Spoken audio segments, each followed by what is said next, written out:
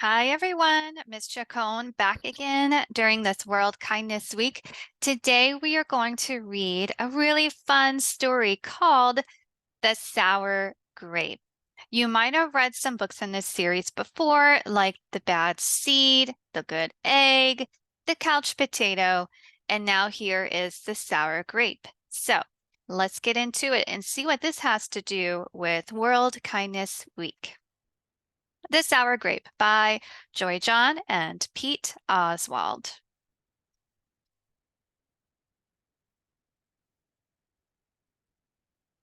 I'm a grape, a sour grape. Grrr. If somebody upsets me, I'll remember it. If somebody wrongs me, I won't forget it. If somebody insults me, I'll never ignore it. Nope. See that banana over there? That banana slipped and bumped into me. So I'm holding a grudge. See that orange? That orange didn't call me back for a week. Grudge. See that lime?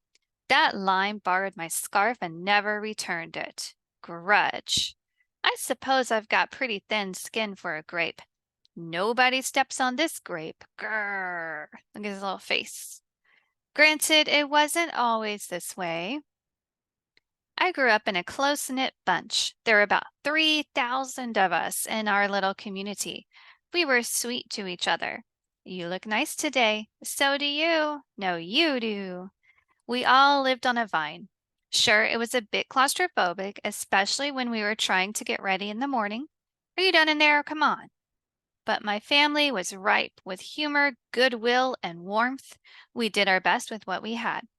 Are you going to finish that?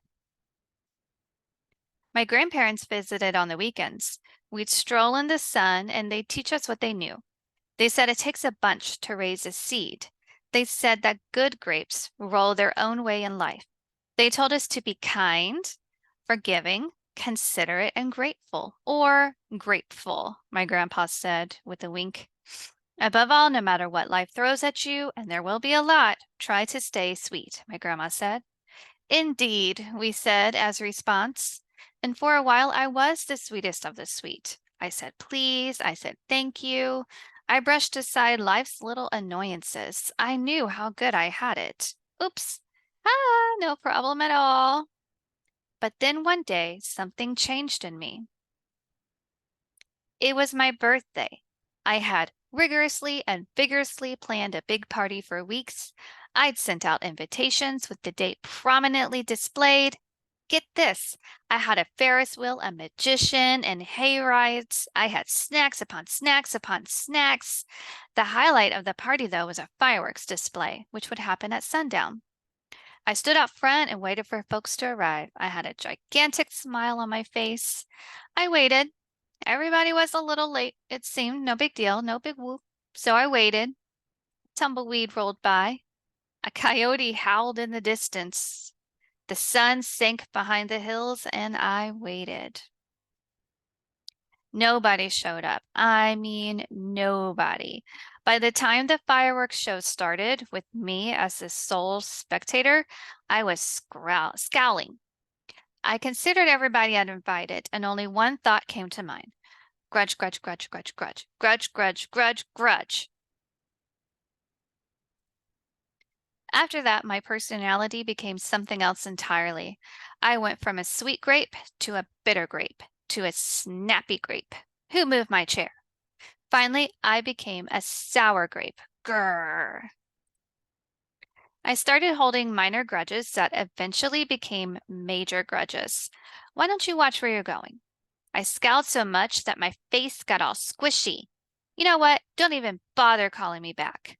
I took my grumpiness out on others. Are you ever going to return my scarf? And that's just how it's been, day after day, week after week, month after month, grudge after grudge. But something happened recently that changed my thinking. I was getting ready to meet up with my friend Lenny, the only fellow I know who is as sour as I am.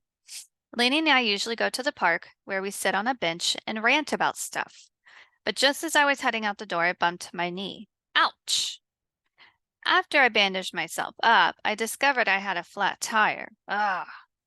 Then I missed a bus and the next bus was late. Wow. Finally, I got off on the wrong stop. Sheesh. By the time I arrived at the park, it was getting dark. Lenny was fuming and furious with a frown and a furrowed forehead. His face looked all squishy. We agreed to meet at exactly 4 o'clock. You're 3 hours late. I tried to explain why I was so tardy, but Lenny wouldn't listen. He'd already made up his mind. He'd form a huge grudge and he wouldn't budge. I couldn't believe it. How unfair, I thought. How ridiculous, I thought. How similar to the way I would react? Hmm. Oh, Lenny was pretty worked up. He was pacing back and forth, emitting occasional grumbles. His tone was tart, so I gave him a little space. Besides, it was nice out. I noticed the sky changing colors, the melodic chirping of the birds, the evening breeze, the buzz of the park's insects coming alive at night. And I suddenly felt grateful and peaceful and calm. Had I been missing all this simple beauty because I was too busy complaining? Meanwhile, old Lemmy stormed off, muttering something about disrespect and lack of consideration. I'm pretty sure I heard him add a grr, too. I walked home. I pulled a dusty box out from under my bed. There were old family photos inside. I spotted myself in one of the pictures. I was so sweet. I knew that little grape from the photo was still a big part of me deep down. It would just take some work to get back there again. And that was the exact moment I found the invitation I had sent out for my infamous birthday party, the one where nobody showed up. It said May 31st. But wait a minute here. My birthday was on May 21st. Alas, I told everyone to come on the wrong day. Gulp. It was my fault. I realized nobody is perfect, not even me.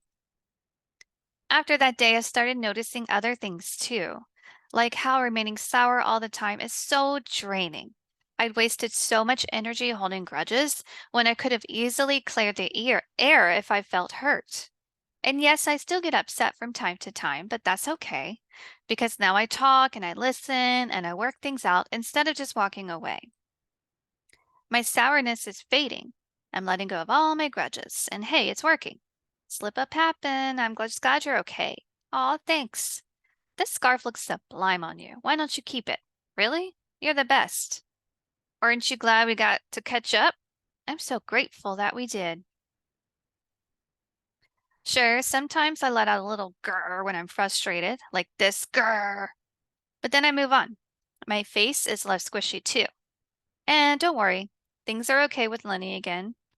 Gosh, sorry I'm late. You must be furious. No big deal, my friend. You know what? If you look at things in the right way, and if you remember to be kind, considerate, forgiving, and grateful, life can be pretty sweet. Yes, indeed. Wow, look at all that. That's a beautiful picture. And I think that's a great reminder, guys, that we don't know what somebody is going through.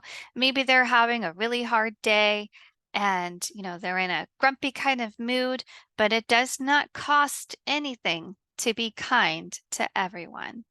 So I hope you guys have enjoyed these read alouds for Kindness Week, and I look forward to seeing you in the library soon.